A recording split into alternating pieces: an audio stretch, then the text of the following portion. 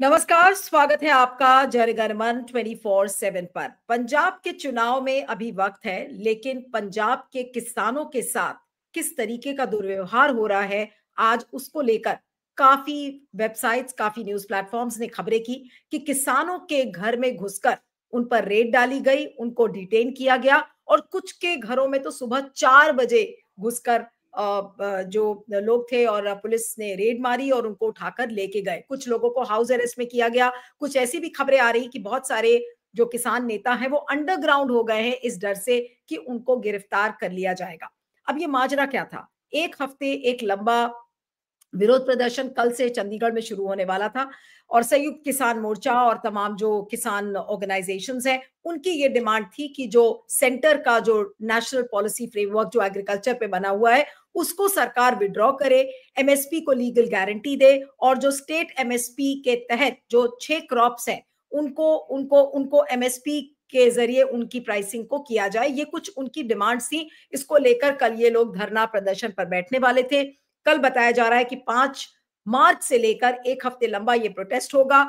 भगवंत मान के साथ कुछ किसान नेताओं की बातचीत हुई थी, लेकिन भगवंत मान बिदक कर गुस्सा होकर बाहर चले गए थे।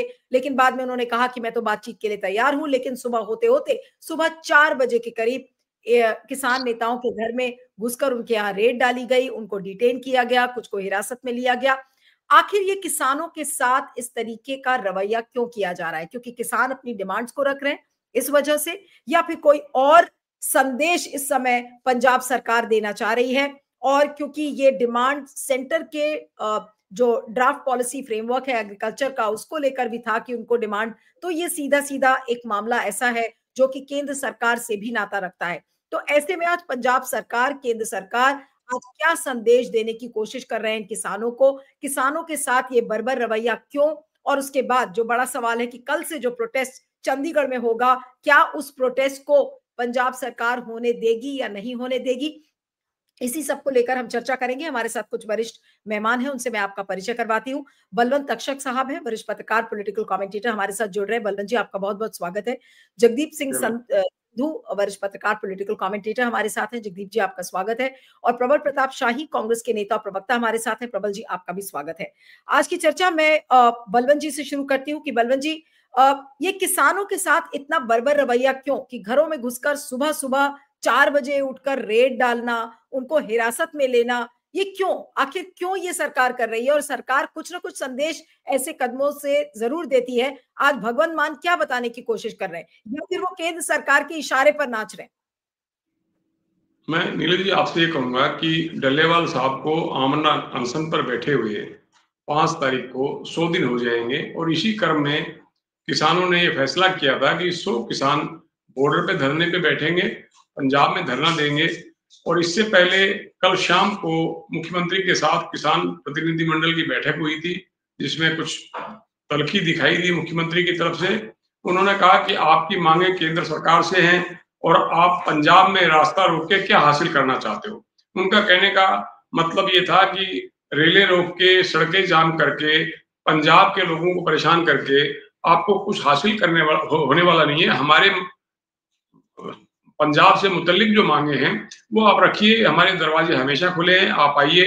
किसानों का कहना था कि आपके पास वक्त नहीं है और इस बैठक में भी आपकी तल्खी नजर आ रही है और बीच में वो मीटिंग को छोड़ के चले भी गए थे।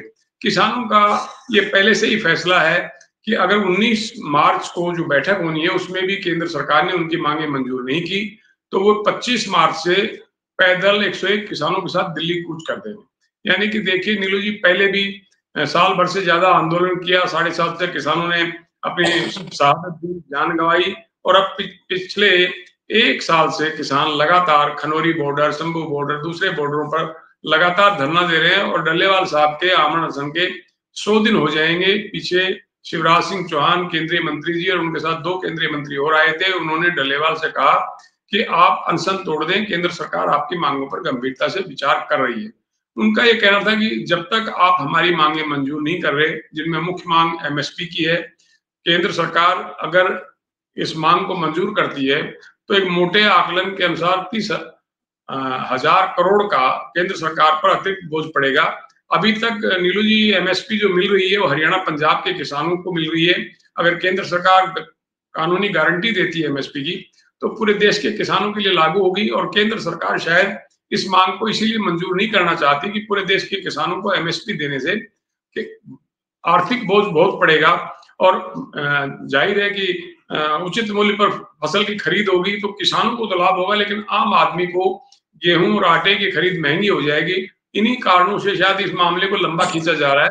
अब मैं आपको ये कहना चाहता हूँ, पंजाब सरकार के सामने दिल्ली में आम आदमी पार्टी चुनाव हारने के बाद 4 बड़ी चुनौतियां हैं। एक बेरोजगारी की है, दूसरा नशा से मुक्ति दिलाने की है, तीसरी किसानों वाली मांग है, और तो मान सरकार ने एक अभियान शुरू किया है कि 3 महीने के भीतर नशा खत्म करना है, और 1200 से ज्यादा जगह पुलिस ने छापे मारी है, 1000 से ज्यादा पुलिस कर्मचारी इस काम में लगे हुए हैं, 300 टीमें बनी हैं, और बहुत सारे नशा तस्करों को गिरफ्तार किया है। मान सरकार लोगों के बीच में एक संदेश देना चाहती है कि हम उन सरकारों की तरह नहीं है जो चुनाव जीतने के लिए वादा करते हैं और बाद में नशे लगातार जो है नशे की जो धंधा है वो तेजी से पनपता फलता फूलता है। अब 2 साल के भीतर मान सरकार को 3-4 चुनौतियों से निपटना है। अभी उन्होंने कहा हम बजट सत्र में 60,000 लोगों को सरकारी नौकरियां देने का बंदोबस्त करेंगे। महिलाओं को जो चुनाव के दौरान वादा किया था 1-1 हजार रुपए देने का, शायद इस बजट में उसका भी कुछ प्रावधान हो। किसानों के प्रति अभी तक भगवंत मान सरकार का रवैया पॉजिटिव रहा है, और किसान ये भी मानते हैं कि केंद्र सरकार उनकी मांगों को लगातार न केवल नजरअंदाज कर रही है बल्कि उस मामले को लंबा खींचने की कोशिश कर रही है। मैं नीलू जी आपको ये भी बताऊंगा, पंजाब में भारतीय जनता पार्टी की स्थिति कभी भी मजबूत नहीं रही। जब भी भाजपा सत्ता में आती थी अकाली दल के साथ मिलकर आती थी।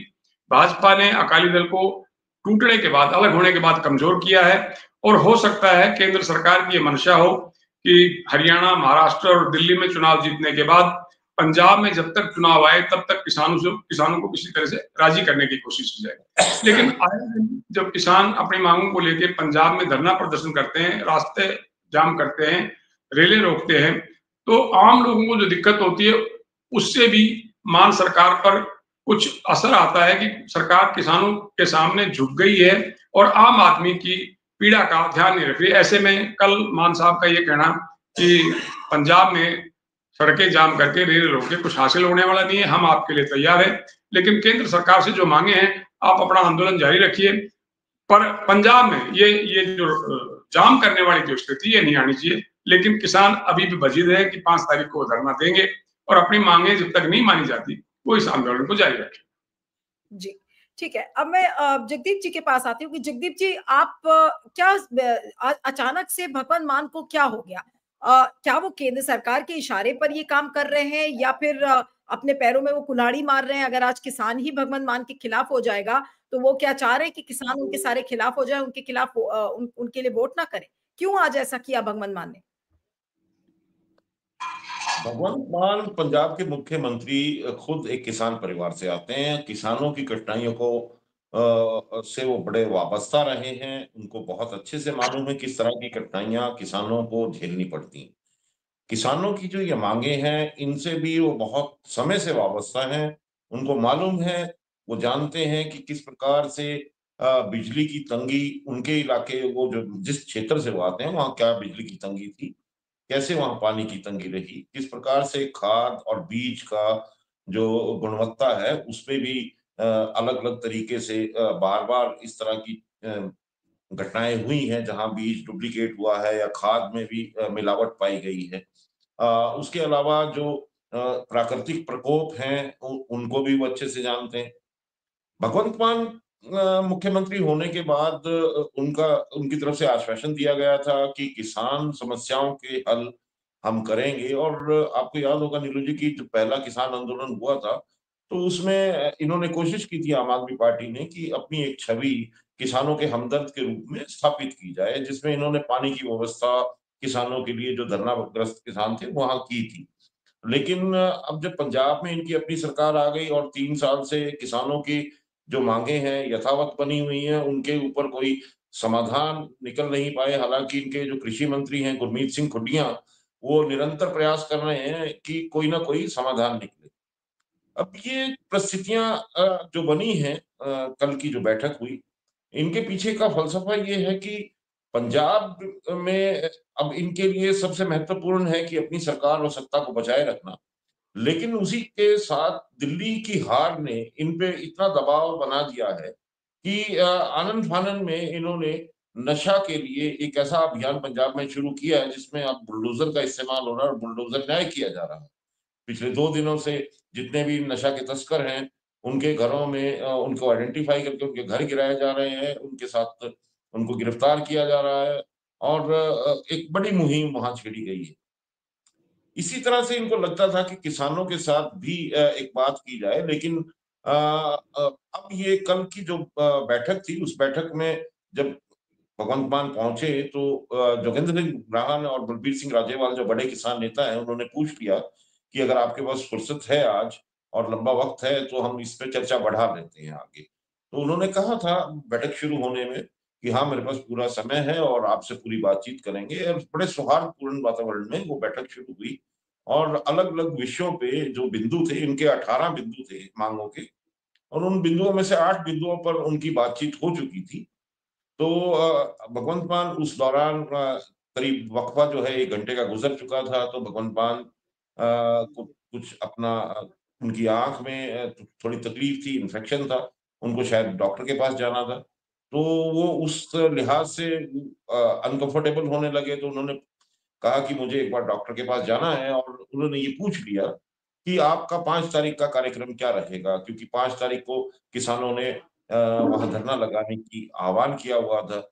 तो किसानों ने बोला कि हमारी जो बातें हुई हैं या कुछ और बिंदु हैं जिन पे अपने को चर्चा करनी है, बाकी है, उस पे चर्चा हम कर लेते हैं।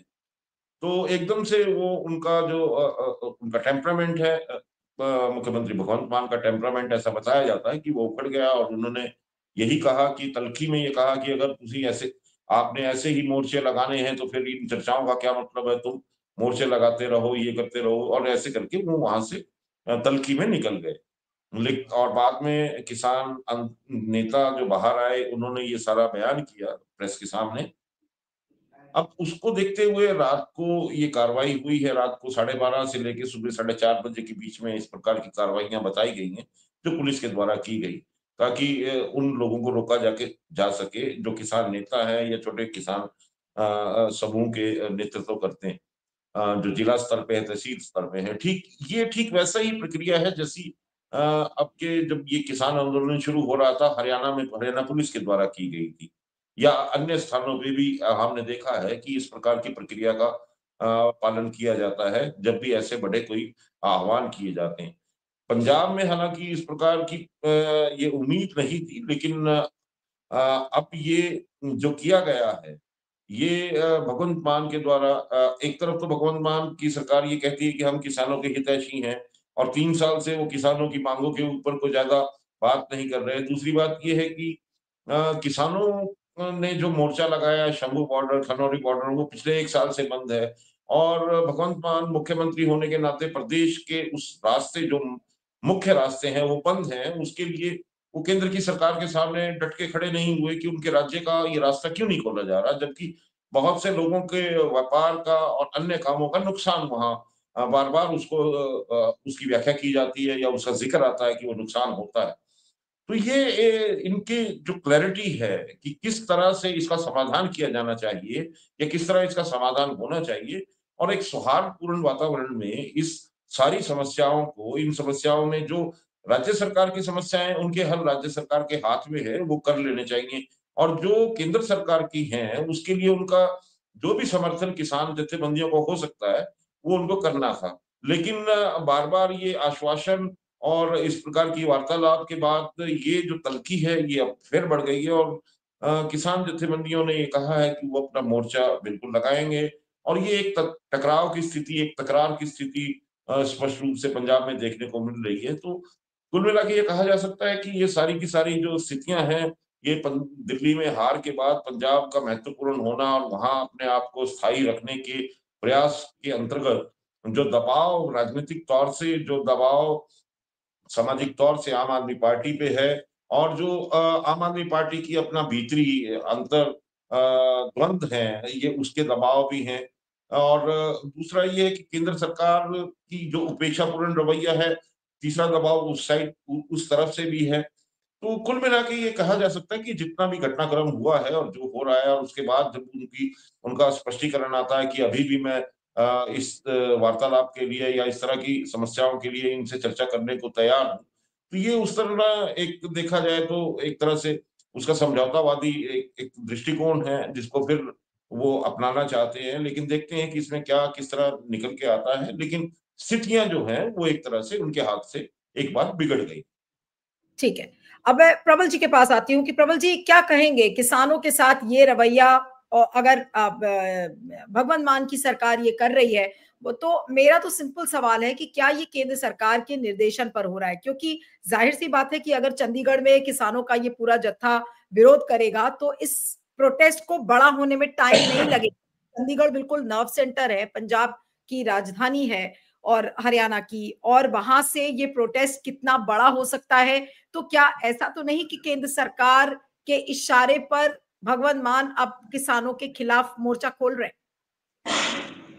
देखिए, जैसा आपको पता ही है कि भारतीय जनता पार्टी और आम आदमी पार्टी की जो नीतियां हैं वो कहीं कहीं से अलग नहीं है। दोनों किसान विरोधी नीतियों के अनुसार ही काम करते हैं। अब मैं आपको ले चलता हूं 2020 में जब 3 काले कानून आए थे, कृषि कानून, तो सबसे पहला कोई अगर प्रदेश था जिसने मंडी एक्ट तीसरे कानून का लागू किया था, वो दिल्ली सरकार थी। बाद में जब आंदोलन बढ़ा तब इन्होंने जाकर वो वापस ले लिया और उसके बाद जो हितैषी बनकर वहां पर जाके हितैषी बनने का काम करने लगे। अभी आपको याद होगा कि 2022 में जनवरी में जब नरेंद्र मोदी पंजाब गए थे और वहां पर किसानों ने उनका रास्ता रोक लिया था। अभी फिलहाल कुछ दिन पहले उन्हीं किसान जत्थेबंदियों पर, किसान नेताओं के ऊपर जो है बहुत मुकदमे दर्ज हुए हैं, उन पर पेपर्स आए हैं और तमाम नोटिस उनके घर जा रहे हैं। और ये लगातार अभी जो दल्लेवाल जी का है खनौरी बॉर्डर और शंभू बॉर्डर का मामला है, 13 महीने से ऊपर हो गया आंदोलन करते हुए, 100 दिन हो गए अनशन करते हुए। और क्या किसानों ने रास्ता रोका? रास्ता रोका हरियाणा सरकार ने, किसानों ने तो थोड़ी रोका है। वहां से ड्रोन से हमला हो रहा है, गोलियां चलाई जा रही हैं, शंभूकरण मारा गया खनौरी बॉर्डर पर। उसके बाद भी ये सरकार क्या कर रही है? आम आदमी पार्टी की जो सरकार है, नरेंद्र मोदी के साथ मिलकर जो ये काम कर रहे हैं, ये लोग क्या कर रहे हैं? तो उसके बाद जो है अभी जो मीटिंग हो रही है, उस मीटिंग में कह रहे जाओ धरने देते रहो, तुम्हारे धरने देने से क्या होता, उठकर चले जाते, देख लेंगे। अरे किसान को देख लोगे, किसान जत्थेबंदियां भी तुम्हें देख लेंगी। और हम लोग इनसे कह रहे थे कि लगातार किसान जो है शांतिपूर्ण तरीके से वार्ता में विश्वास हो, कि मैं संयुक्त किसान मोर्चा का खुद सदस्य रहा हूं, हमने तो मालूम है, हम लोग वार्ता में रहे, बातचीत किए, 13 महीने हम लोग को बॉर्डर पर बैठा दिया नरेंद्र मोदी ने, चुपचाप शांति से रहे। कितनी गालियां दी, आतंकवादी, खालिस्तानी, नक्सली, माओवादी, देशद्रोही, क्या क्या इस देशद्रोही कहते रहे, ये गद्दार नरेंद्र मोदी और उनकी पार्टी आरएसएस और सारे तमाम उनके इकोसिस्टम, लेकिन हम लोग ने कुछ नहीं कहा। लेकिन ये जो चरित्र है भारतीय जनता पार्टी और आम आदमी पार्टी का, वो एक है, इससे स्पष्ट होता है। दूसरी चीज, कल रात से आप वार्ता के लिए तैयार थे तो आप पुनः बुला सकते थे वार्ता। अगर आपका दिल खुला था तो आपने रात के 4 बजे, छोटे छोटे बच्चे सो रहे होंगे, उनकी बहुएं हैं, माए हैं, रात में आप उनके घर पे छापा मार रहे हैं। किसी भी सभ्य परिवार के आप घर पे छापा, कोई वो अपराधी है क्या आप छापा मारो, वो भाग रहे थे, आपने छापा मारा, उनको हिरासत में रख लिया। अभी रुद्दुल सिंह माता जी का मैंने देखा, उनको पकड़ के पूछ रहे क्या हुआ, पता नहीं कहाँ ले जा रहे हैं। तो आप कहाँ ले जा रहे हैं? क्या उन किसानों का इनकाउंटर कराने ले जा रहे हैं? इनकाउंटर करने जा रहे हैं नरेंद्र मोदी के इशारे पर, अमित शाह के इशारे पर। ये सरकार जो है, दोनों मिल चुके हैं, केजरीवाल, नरेंद्र मोदी, अमित शाह और ये भगवंत मान, ये ज्वाइंट ऑपरेशन चल रहा है। और इन सबका जो वो है पूरा लहू है कि किसी तरीके से इस किसान आंदोलन को खत्म कर देना है, दबाव देकर, क्यों जगहों पे सेंटिमेंट्स आगे बढ़ते। और जहां तक ये पहली बार नहीं हो रहा है, उत्तर प्रदेश में भी इसी तरह दमन कर रहे हैं, मध्य प्रदेश में भी दमन कर रहे हैं, हरियाणा में भी दमन कर रहे हैं, चारों तरफ हर जगह, महाराष्ट्र में दमन हो रहा है। दमन ये चारों तरफ कर रहे हैं, लेकिन इस दमन के खिलाफ जो है किसान एकजुट है। और लगातार मैं तो किसान संगठनों से भी हूँ, और अखिल भारतीय किसान कांग्रेस का जो सेल है, और सबसे पहले हम लोग ने इस पर प्रतिक्रिया भी दी है, और हमारे जो राष्ट्रीय चेयरमैन है सुखपाल सिंह खैरा जी, जो विपक्ष के नेता भी रहे हैं और कांग्रेस के एमएलए भी हैं, वो स्वयं हम लोग लगे हुए हैं और हम लोग किसानों की इस आवाज को दबने नहीं देंगे। और ये जो तानाशाही रवैया है आम आदमी पार्टी का, भगवत मान का, नरेंद्र मोदी के इशारे पर अरविंद केजरीवाल का, ये जो चीजें हैं ये होने नहीं दी जाएगी, एक चीज समझ लीजिए। और मैं एक चीज और बताते रहा हूँ, किसान के ऊपर जो भी लाठी चला लो, कुछ भी कर लो, ये जो बेईमानी से जो चुनाव तुम जीत जा रहे हो, इसका अर्थ है कि तुम बेईमानी से चुनाव जीत रहे हो।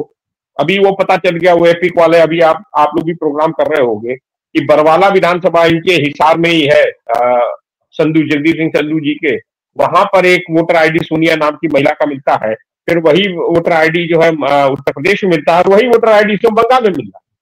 तो एक ही नाम के वोटर आईडी मिलना और उन वोट के आधार पर जीतना, इसका अर्थ है कि तुम बेईमानी से, नरेंद्र मोदी बेईमानी से जीत रहे हो। और मेरा जो मानना है कि जो ट्रंप ने 182 करोड़ रुपया घूस यानी $21 मिलियन जो अपने फ्रेंड नरेंद्र मोदी को दिया था, क्या उसका इस्तेमाल होकर ये फर्जी हुई है, बेईमानी हुई है? क्या राजीव कुमार को पैसा दिया गया है और वोट की चोरी हुई है? इसलिए इनको किसानों की नहीं, इसीलिए देखिए आंदोलन से सरकारें डरती थी। चुनाव होने वाला है 2027 में, 2027 में चुनाव होने वाला है, 2025 चल रहा है, आंदोलन हो रहा है। इसका अर्थ है कि नरेंद्र मोदी और भगवत मान और अरविंद केजरीवाल में कोई एक समझौता हो गया कि चलो हमने दिल्ली ले ली, तुमको हम पंजाब जिताएंगे, किसी तरीके से जिताएंगे, बेईमानी से जिता लेंगे और हमको मालूम है हमें कैसे जिताना है। तो इसका अर्थ है कि बेईमानी से चुनाव जीत रहे हो, इसीलिए इनको किसानों की आवाज नहीं समझ में आ रही है। लेकिन जो आपने एक पॉइंट बोला, मैं उसी पर अब बलवंत जी के पास आती हूँ कि आपको लगता है कि कोई एक टैसिट अंडरस्टैंडिंग या एक आपसी समझौता भगवंत मान और केंद्र सरकार के बीच में हुआ है किसानों को लेकर? क्योंकि ये तो जाहिर सी बात है कि अगर किसान आंदोलन करेंगे तो वो भगवंत मान की सरकार के खिलाफ भी जाएगा और साथ में केंद्र सरकार के विरुद्ध भी जाएगा, तो बीजेपी को भी उसका खामियाजा भुगतना पड़ेगा। तो अब दोनों ने क्या हाथ मिला लिया है किसानों को सप्रेस करने के लिए एक तरीके से? जी बलवंत जी। देखिए नीलू जी, मैं तो आपसे ये कहूंगा कि भगवंत मान सरकार की सारी कोशिश ये है कि ये आंदोलन पंजाब सरकार के खिलाफ नहीं, केंद्र सरकार के खिलाफ है। जितनी मांगे हैं वो सब केंद्र सरकार से हैं। अगर किसानों के कर्ज माफी की मांग है, एमएसपी की मांग है, जो भी जितनी भी मांगे हैं वो सब केंद्र सरकार से हैं। भगवंत मान सरकार प्रो फार्मर दिखने की कोशिश में, अभी आपको ध्यान होगा 2 दिन का विशेष सत्र बुलाया था शिवराज सिंह चौहान के साथ, जब किसान प्रतिनिधिमंडल की बैठक हुई थी, उसमें किसानों ने मांग की थी पंजाब सरकार से कि आप राष्ट्रीय मंडीकरण ड्राफ्ट जो आया है उसको आप विधानसभा में रद्द कीजिए, ताकि हम ये माने कि भगवंत मान सरकार किसानों की शुभचिंतक है। और उसके बाद बैठक जैसे ही बेनतीजा खत्म हुई, पंजाब विधानसभा की 2 दिन का विशेष सत्र बुलाया गया और उस सत्र में केंद्र सरकार के राष्ट्रीय मंडीकरण ड्राफ्ट को पंजाब सरकार ने रद्द कर दिया और कहा कि हम केंद्र सरकार को इसको वापस भेजेंगे, हम यहाँ लागू नहीं करेंगे। यानी कि भगवंत मान सरकार किसानों की शुभचिंतक दिखने के लिए उनकी मांग के मुताबिक उस फैसले को रद्द कर दिया। और जो बैठक हुई थी अभी किसानों के साथ, हो सकता है मुख्यमंत्री जी को इस तरह की उम्मीद हो कि किसान शायद उनका थैंक्स करेंगे कि आपने विशेष सत्र बुलाया, बजट सत्र से पहले 1-2 दिन का सत्र करके आपने हमारी मांग के मुताबिक उस ड्राफ्ट को रद्द कर दिया। लेकिन किसानों ने अपनी और जो मांगे थी उनके बारे में भी मुख्यमंत्री से कहा कि आप इनको मान लीजिए, अगर आप नहीं मानते हैं तो हम आंदोलन करेंगे और 5 तारीख को हमें रास्ता रोकना, धरना देना जो है पहले से फैसला है, उस पर हम बचते हैं। और मुख्यमंत्री शायद इसी बात से नाराज हुए कि आप अपनी बात करते हो, हम जो आपके हक में जितने फैसले लेते हैं उनकी आपके मन में इस तरह का कोई भाव नहीं जागता कि पंजाब सरकार आपके साथ खड़ी है।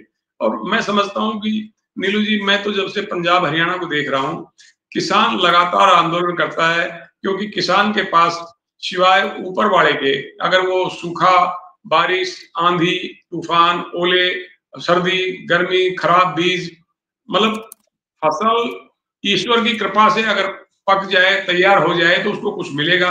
6 महीने में उसको एक बार आमदनी उसकी जेब में आती है। ऐसी सूरत में वो लगातार जो है अभाव की स्थिति में रहता है और आंदोलन के अलावा उसके पास कोई दूसरा चारा नहीं है। लेकिन मौजूदा केंद्र सरकार उनकी मांगों को लगातार नजरअंदाज कर रही है। तो ऐसे में किसान अगर पंजाब सरकार को भी लपेटे में लेते हो केंद्र के साथ, तो इसमें हैरानी की बात तो नहीं है। लेकिन भगवंत मान साहब ये चाहते हैं शायद कि पंजाब के किसानों को शायद ये सोचना चाहिए कि हम उनके शुभचिंतक हैं, उनकी मांगों के मुताबिक हमने केंद्र का जो ड्राफ्ट था मंडीकरण वो रद्द कर दिया है। ठीक है। तो जगदीप जी, क्या ऐसे में इसी बात पर जो बात समझौते वाली प्रबल प्रताप शाही कह रहे थे कि ऐसा लग रहा है कि दोनों में समझौता हो गया है, किसानों को आज क्या संदेश एक तरीके से दोनों दे रहे हैं, चाहे वो भगवंत मान हो चाहे केंद्र सरकार हो? और मेरा तो वही सवाल था शुरू में भी कि क्या केंद्र सरकार के डर से भगवंत मान ने ये कदम उठाया है, कड़ा कदम? क्योंकि अगर वो बातचीत करने के लिए तैयार थे तो रेड डालने की और किसानों को हिरासत में लेने की आखिर क्या जरूरत पड़ी उनको? नीलू जी, जहां तक सवाल ये है कि ये समझौता इनमें हो गया है, तो ऐसा इन्होंने ये एक अंदाजा है, ये एक अनुमान है। जहां तक पंजाब सरकार की भूमिका का सवाल आता है, पंजाब सरकार की कुछ भूमिका किसानों के पक्ष में दिखाई देती है, जबकि कुछ भूमिका ऐसी है जो की अपेक्षा के विपरीत भी जाती है। तो इसमें ये संभावनाएं बन जाती हैं कि शायद केंद्र की सरकार और पंजाब सरकार का आपसी कोई ऐसी समझ बनी हुई है कि वो किसानों के लिए दोनों मिलजुल के काम कर रहे हैं। ये एक अनुमान हो सकता है। घटनाएं जो हो रही हैं या जो घटनाएं हुई हैं पिछले काफी समय में, उनमें कुछ पहलू ऐसे हैं, कुछ पक्ष ऐसे हैं जो ये संकेत देते हैं कि केंद्र सरकार और पंजाब की भगवंत मान सरकार किसानों के प्रति उतने गंभीर दृष्टिकोण को नहीं रखते और उनकी समस्याओं और के समाधान के प्रति वो गंभीरता और वो प्रतिबद्धता नहीं दिखाई देती। इसलिए ये कहा जा सकता है कि दोनों ही सरकारें, भले वो केंद्र की हो भले वो पंजाब की हो, वो एक दिशा में चल रही है। पंजाब की सरकार और आम आदमी पार्टी सरकार या भगवंत मान के प्रति अगर कहें, तो उन्होंने भी किसी तरह से एक स्पष्टता किसान जथेबंदियों में ऐसी पैदा करने में वो सफल भी नहीं हुए कि जिसमें ये बता सके कि वो केवल और केवल वो भी इस किसान आंदोलन में किसानों के साथ है और केंद्र सरकार के विरुद्ध है।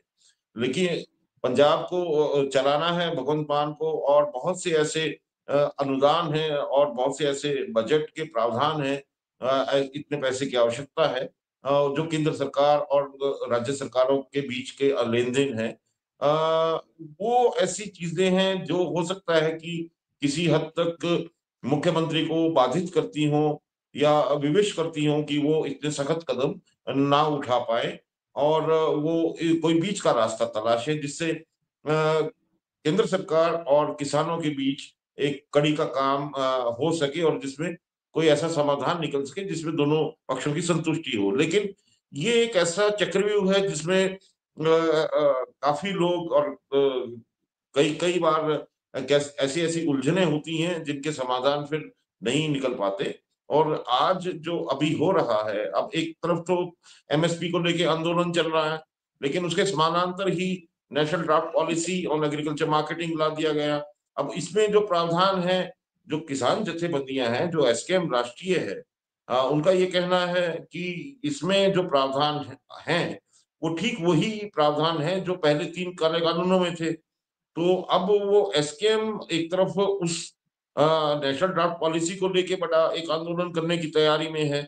एमएसपी का मुद्दा पहले से ही मौजूद है और ये बात भी सामने आ रही है कि कुछ जथेबंदियां किसान आंदोलन पे अपना एक अधिकार करना चाहती हैं, जबकि एक बड़ा जो एक राष्ट्रीय स्तर का जो एक गठबंधन किसान जथेबंदियों का है, उनसे ये वर्तमान किसान जत्थेबंदियां थोड़ा अलग चल रही हैं। तो बहुत से अलग-अलग पक्ष और पहलू हैं जिनमें ये सारी चीजें उलझी हुई हैं, लेकिन स्पष्टता से नहीं कहा जा सकता कि ये पंजाब सरकार ने ऐसे कोई निर्णय या ऐसे कोई कदम उठाए हैं जो सीधे-सीधे किसानों के पक्ष में स्पष्ट तौर पे दिखाई देते हों और केंद्र सरकार से वो इस किसानों के लिए लड़ते हों। सरकारी स्तर पे किसानों के लिए सरकार का वो उतना जो मजबूत पक्ष है केंद्र सरकार के प्रति, वो उतना दिखाई नहीं देता।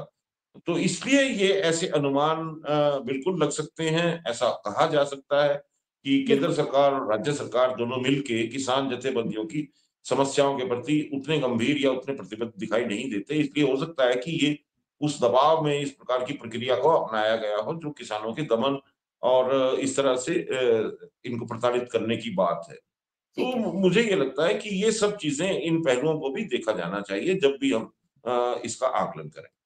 ठीक है। अब मैं एक आखिरी सवाल बस करूँगी, फिर कार्यक्रम को खत्म करती हूँ कि प्रबल जी, जो 2020 में जो जिस तरीके का बड़ा आंदोलन किसानों का खड़ा हुआ था, क्या आपको हालात ऐसे नज़र आ रहे हैं कि कल से अगर ये प्रोटेस्ट शुरू होगा, इसकी शक्ल और बड़ी हो सकती है और भयावह हो सकती है मोदी सरकार के लिए और साथ में भगवंत मान के लिए भी?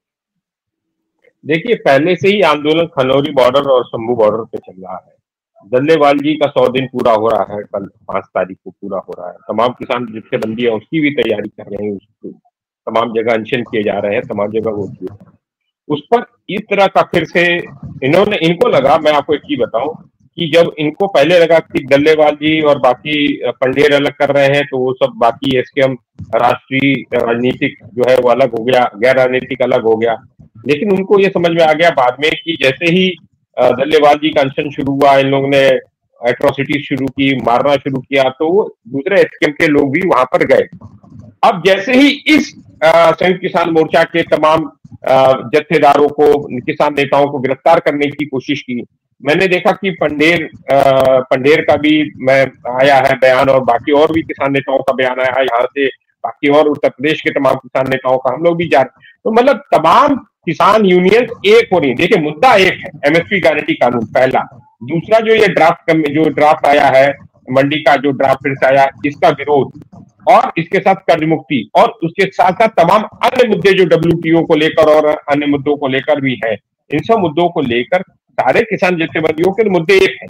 लेकिन ये सरकार ने, नरेंद्र मोदी ने सोचा कि यहाँ तो बंटवारा हो गया, यहाँ तो टूट हो गई, और अब तो हम तोड़ लेंगे। भगवत मान को भी लगा कि हम तोड़ लेंगे, तोड़ के अब दोनों को, किसी को इसको पीट देंगे। ये चीज समझ लो, किसान जत्थेबंदियां एक को भी अगर हमला करोगे तो तमाम किसान संगठन, तमाम किसान इकट्ठे होकर फिर से बॉर्डरों की तरफ चलेंगे, और ये भारी पड़ेगा नरेंद्र मोदी के लिए भी और भगवत मान के लिए भी, अरविंद केजरीवाल के लिए और अमित शाह के लिए। इनसे ये संभले नहीं संभलेंगे, इतना मैं बता दे रहा हूं। और मैं इन 13 महीने में इन साथियों के साथ रहा हूं, और मैं जान रहा हूं यह वो लोग हैं, जब ये चलते तो पीठ नहीं दिखाते। देखिए, इनको रोक दिया तो गांधीवादी तरीके से वे खनौरी बॉर्डर, शंभू बॉर्डर पर बैठे हुए, लेकिन वहां से हिले नहीं। 13 महीने का आंदोलन साथ किया, 3 काले कानून वापस लिए, तभी वापस गए। तो ये वो लोग हैं। मैं नरेंद्र मोदी को बताना चाहता हूं आपके कार्यक्रम के माध्यम से कि सुन लो, ये वो लोग हैं, अगर 500 साल भी बैठना पड़े ना तो 500 साल बैठेंगे, लेकिन हिलेंगे नहीं। ये सर कटाने वाले लोग हैं, सर झुकाने वाले नहीं। और ये किसान है देश का, और ये नरेंद्र मोदी जो हमेशा, और इसके प्रवक्ता जो गद्दार और आतंकवादी, खालिस्तानी, नक्सली, माओवादी कहते हैं, इससे ज्यादा घृण शब्द कोई और कह नहीं सकता। और मेरे हिसाब से ये वर्तमान की जो सरकारें दोनों है, चाहे वो नरेंद्र मोदी की हो, चाहे वो पंजाब के आम आदमी पार्टी की सरकार हो, दोनों की दोनों किसान विरोधी सरकारें हैं। और जो किसान का विरोध करेगा और गांव का विरोध करेगा, वो समझ ली वो देश का विरोध करेगा। इससे आप समझ लिए दोनों किस तरीके से देश विरोधी कार्य कर रहे हैं। धन्यवाद। ठीक है, चलिए इस कार्यक्रम को खत्म करते हैं। आप तीनों का बहुत बहुत शुक्रिया, बलवंत जी, Jagdeep ji, Prabal ji, thank you so much for joining.